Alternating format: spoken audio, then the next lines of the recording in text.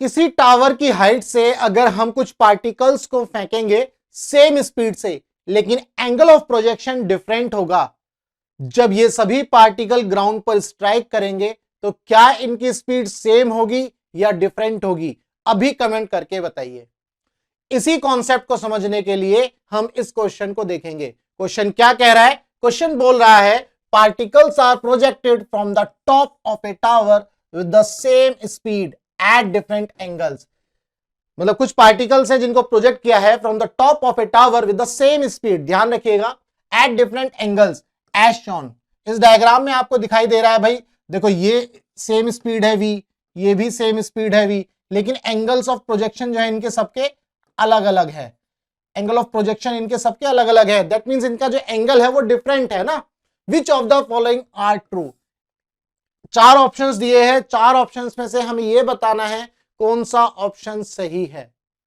पहले हम इस क्वेश्चन को करेंगे और ध्यान से समझेंगे कॉन्सेप्ट को, रटना नहीं है, ये ध्यान रखना, आपको रटना नहीं है। ये नहीं सोचना कि यार इसका हम इसको इस तरह से करेंगे, नहीं। आपके माइंड में जब भी इस टाइप का सवाल आएगा तो आपके माइंड में सबसे पहले तीन इक्वेशन ऑफ मोशन दौड़ जानी चाहिए, क्योंकि आपको पता है कि यहां पर इक्वेशन ऑफ मोशन का रोल है ना। तीन इक्वेशन ऑफ मोशन है, मैं यहां लिख देता हूं, v is equal to u plus a t, v is equal to u plus a t, s is equal to u t plus half a t square. ये तीन इक्वेशन ऑफ मोशन है। V square minus u square is equal to 2as। यहां पर मैंने तीनों equation लिख दी हैं। अब जैसे ही हमने ये तीनों इक्वेशन लिखी तो आपके माइंड में यह आएगा कि अब कौन सी इक्वेशन यूज करनी है, अब कौन सी इक्वेशन यूज करनी है। तो सबसे पहले आपको यह समझना है कि इन तीनों इक्वेशन में देखो, दो इक्वेशन ऐसी है जिसके अंदर टाइम है, इन दो इक्वेशन में देखो टाइम है, और तीसरी इक्वेशन में टाइम नहीं है। तीसरी इक्वेशन में क्या है? वेलोसिटीज है और हाइट है। सेकंड इक्वेशन में वेलोसिटी भी है, हाइट भी है और टाइम भी है। फर्स्ट इक्वेशन में आपको वेलोसिटी है और टाइम दिया हुआ है। अब सबसे पहले समझना है कि भाई आपको दिया है टावर, तो आप ऐसा कर सकते हैं कि इस टावर की हाइट को एज्यूम कर सकते हैं। मान लो इस टावर की हाइट है h, इस टावर की हाइट है h, ये हमने एज्यूम कर लिया। आप ध्यान से देखो, इनकी इनिशियल वेलोसिटी दी हुई है, जो कैपिटल V इस क्वेश्चन में दिया है, यानी कि इनकी जो सबकी स्पीड है, इनिशियल स्पीड सबकी दी हुई है। दैट मींस आपको u भी गिवन है, आपको u भी क्या है? गिवन है। क्या आपको टाइम गिवन है? नहीं, आपको टाइम गिवन नहीं है। आपको जो टाइम दिया हुआ है वो गिवन नहीं है, t नॉट गिवन। ये मैं आपको इसलिए बता रहा हूं कि क्वेश्चन को किस तरह से अटेम्प्ट करना है ये समझना है ना। सिर्फ रटना नहीं है, सॉल्यूशन देख करके ये नहीं समझना कि अच्छा इस तरह से होगा और हम जब पेपर में जाएंगे और तो उस क्वेश्चन को मतलब रटने के तरीके से करेंगे, नहीं। तो आपको यहां ये समझना है, यहां पर टाइम नहीं दिया हुआ।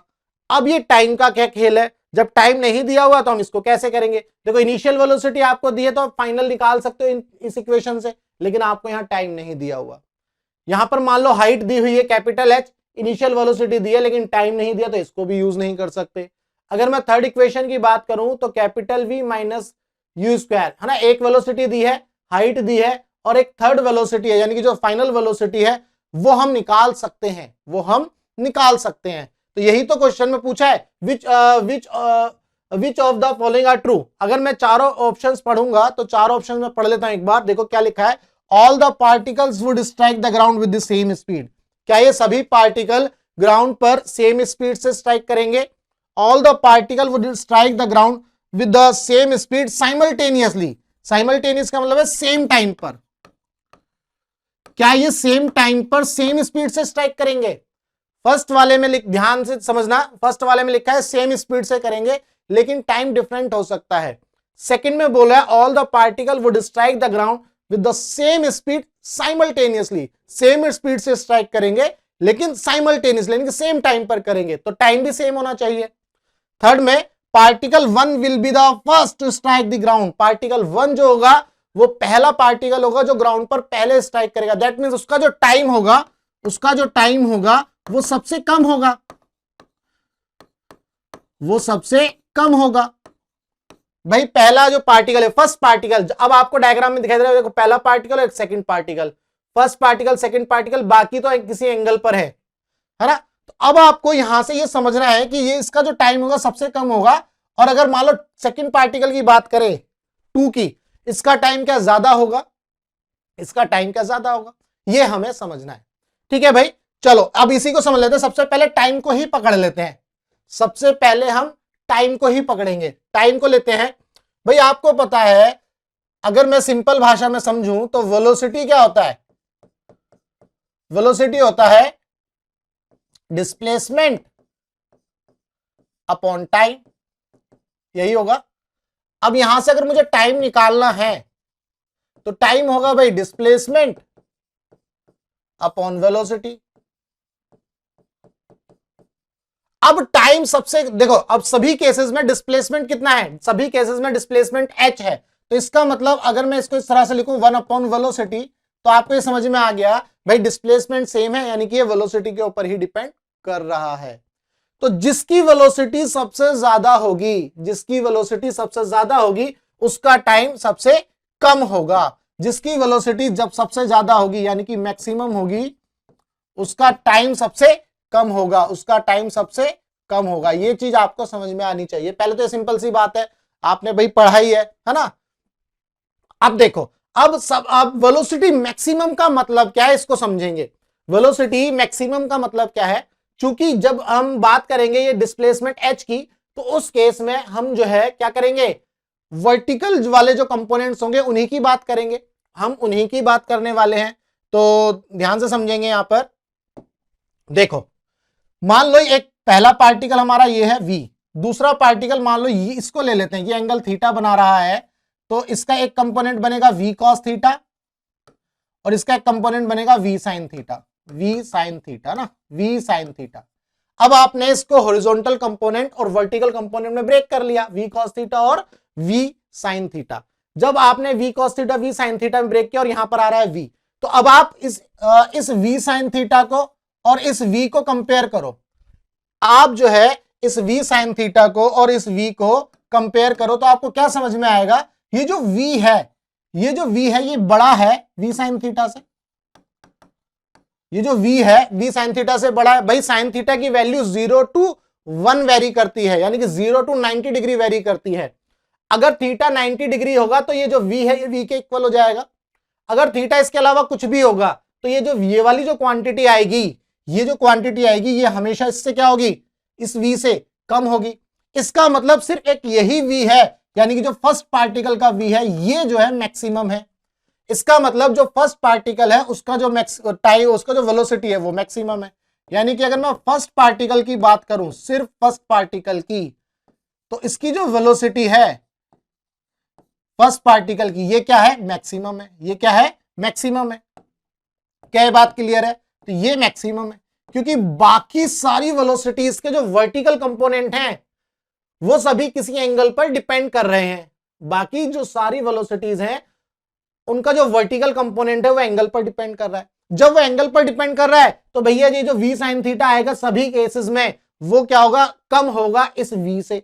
यानी कि सिर्फ यही एक ऐसा v है जिसकी वेलोसिटी मैक्सिमम होगी, यही एक ऐसा v है जिसकी वेलोसिटी मैक्सिमम है होगी। अगर सेकंड वाले पार्टिकल की बात करो तो ये ध्यान से देखो, ये ऊपर की तरफ जा रहा है।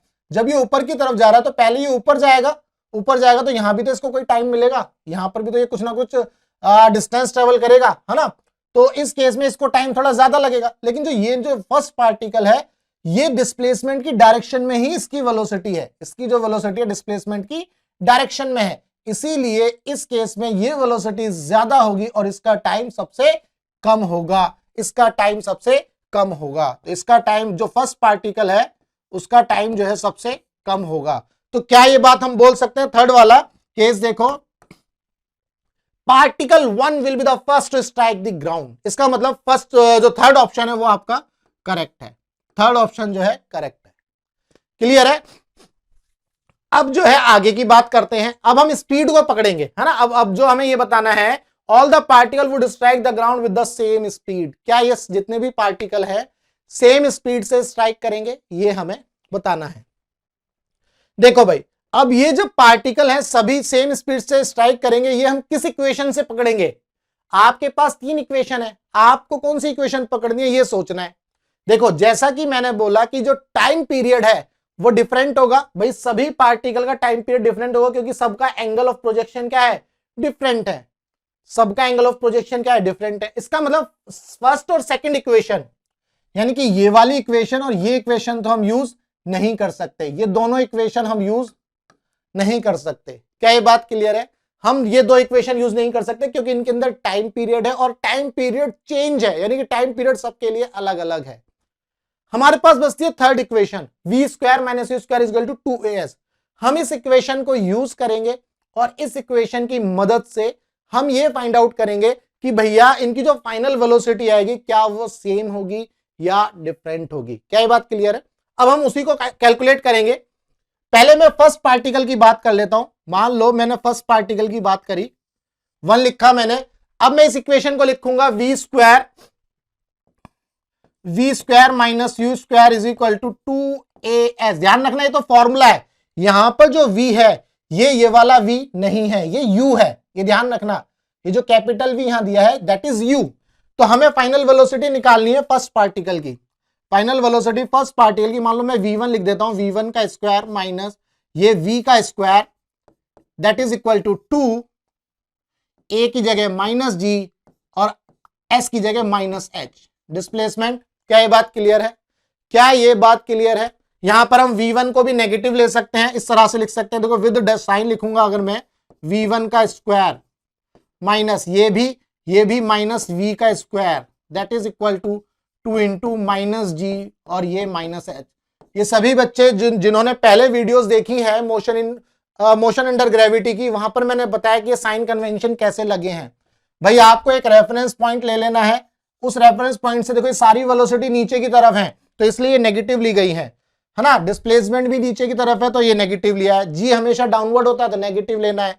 ठीक है भाई, यहां से आप इसको सॉल्व कर लो तो क्या होगा, ये v1 का स्क्वायर माइनस v का square that is equal to ये कितना आ गया, तो 2gh ही हो गया, 2gh हो गया। तो यहां से v1 कितना आ गया, v1 का square that is equal to v square plus 2gh।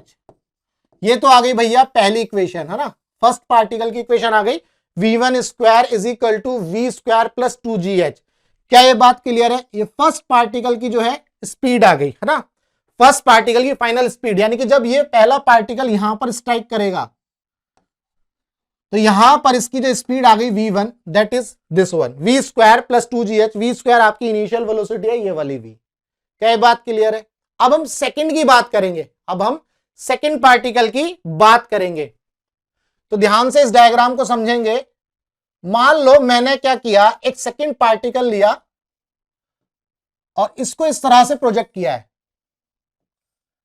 ये v वेलोसिटी हो गई, किसी एंगल पर किया तो ये वाला एंगल जो हो गया आपका v cos थीटा हो गया।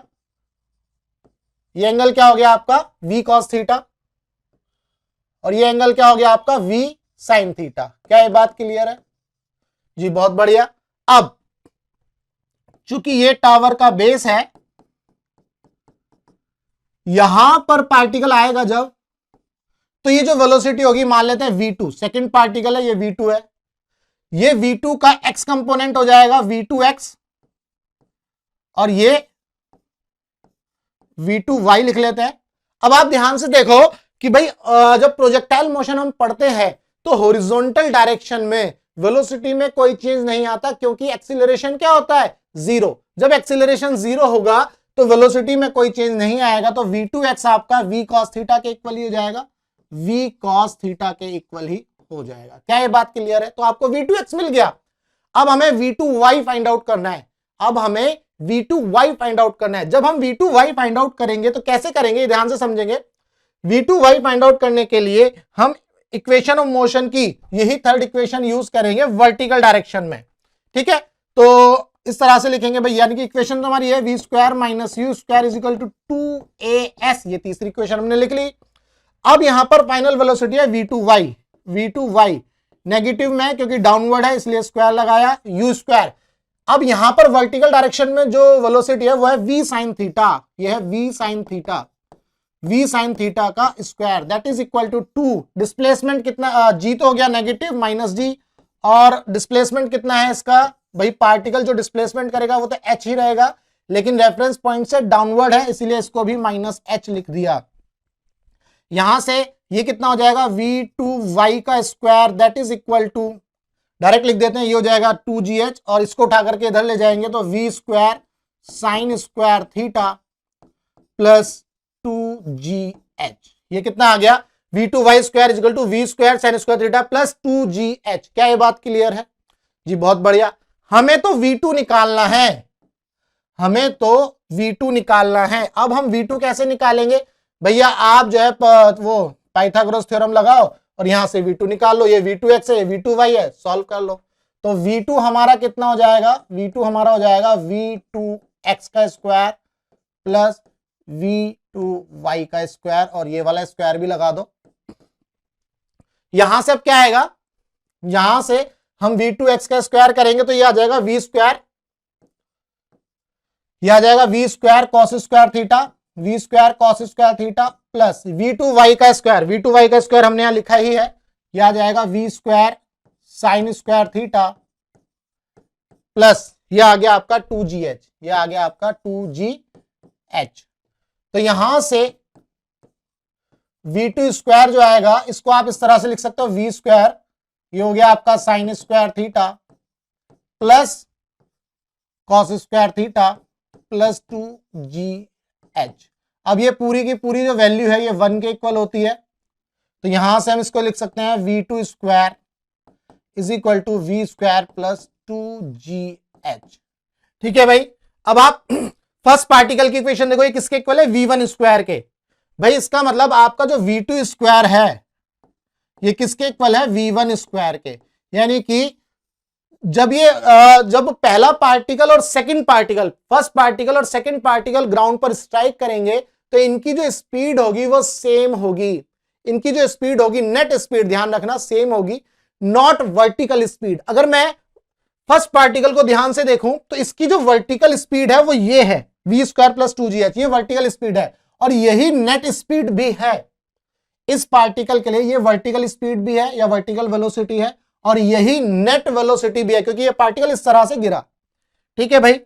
सेकंड पार्टिकल ऐसे नहीं गिरा, सेकंड पार्टिकल ऐसे जा रहा है इस तरह से, तो जब ये इस पॉइंट पर स्ट्राइक करेगा तो इसके दो कंपोनेंट बनेंगे, एक हॉरिजॉन्टल कंपोनेंट और एक वर्टिकल कंपोनेंट। तो वर्टिकल कंपोनेंट देखो सेम होगा, v2y जो है सेम होगा। देखो वर्टिकल कंपोनेंट सेम आ रहा है, वर्टिकल कंपोनेंट तो सेम आएगा, लेकिन जब नेट वेलोसिटी निकालेंगे वो भी सेम, वर्टिकल वेलोसिटी डिफरेंट होगा, सॉरी वर्टिकल कंपोनेंट डिफरेंट होगा। इसका वर्टिकल कंपोनेंट में साइन थीटा आ रहा है, फर्स्ट पार्टिकल के वर्टिकल कंपोनेंट में साइन थीटा नहीं है। ठीक है। तो यहां से जब हमने इसकी नेट वेलोसिटी निकाली या नेट स्पीड निकाली तो नेट स्पीड फर्स्ट पार्टिकल और सेकंड पार्टिकल की सेम आ जाती है। क्या ये बात क्लियर है? और ये जो नेट स्पीड है क्या ये एंगल पर डिपेंड कर रही है? ये जो नेट स्पीड है क्या इसमें, इस फॉर्मूले में कहीं पर भी थीटा है?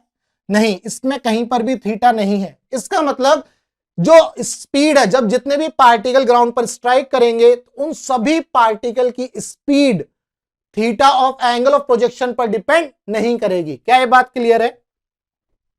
यानी कि ये जितने भी पार्टिकल किसी भी एंगल पर आप फेंको, जब ये ग्राउंड पर स्ट्राइक करेंगे तो इस थीटा पर तो कतई डिपेंड नहीं करेंगे। यही हमने क्या किया है?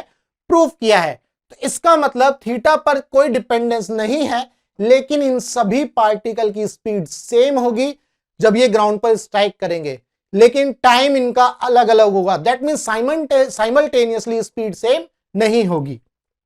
इसका मतलब यह आया कि सेकंड ऑप्शन आपका करेक्ट नहीं है। भाई इनकी स्पीड तो सेम होगी लेकिन साइमल्टेनियसली ये नहीं होगा, यानी कि इनका जो टाइम पीरियड है वो सेम नहीं होगा। टाइम पीरियड मैंने बता ही दिया है, टाइम पीरियड सेम नहीं होगा। First, all the particle would strike the ground with the same speed, बिल्कुल सही है।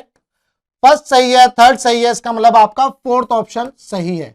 आपका फोर्थ ऑप्शन सही है। First and third both are correct. क्या ये बात क्लियर है? उम्मीद करता हूं आपको ये कॉन्सेप्ट जो है अच्छे से समझ में आया है। ध्यान रखना इस कॉन्सेप्ट में कि भैया आपको ये 3 इक्वेशन ऑफ मोशन यूज करनी है, रटना नहीं है। अगर आप इसको रट करके चले गए तो फिर तो हो गया काम। ठीक है। तो अगर आपको ये कॉन्सेप्ट समझ में आ गया, वीडियो के अंदर सारी चीजें क्लियर हो गई, तो आप वीडियो को लाइक करिए, चैनल को सब्सक्राइब जरूर करिए। अगर आपको फिजिक्स के अंदर कोई भी डाउट है तो आप मुझे व्हाट्सएप कर सकते हैं, व्हाट्सएप नंबर यहां दिया हुआ है। टेलीग्राम पर ग्रुप ज्वाइन कर सकते हैं और चैनल भी ज्वाइन करिए फिजिक्स बाय विजय एकेडमी। अगर आपको इसका पीडीएफ चाहिए तो आप वेबसाइट विजिट कर सकते हैं www.vijayacademy.in। वहां पर एक रिसोर्स का टैब मिलेगा, वहां से आप इसका पीडीएफ डाउनलोड कर सकते हैं। तो चलिए मिलेंगे हम अपने नेक्स्ट क्वेश्चन में।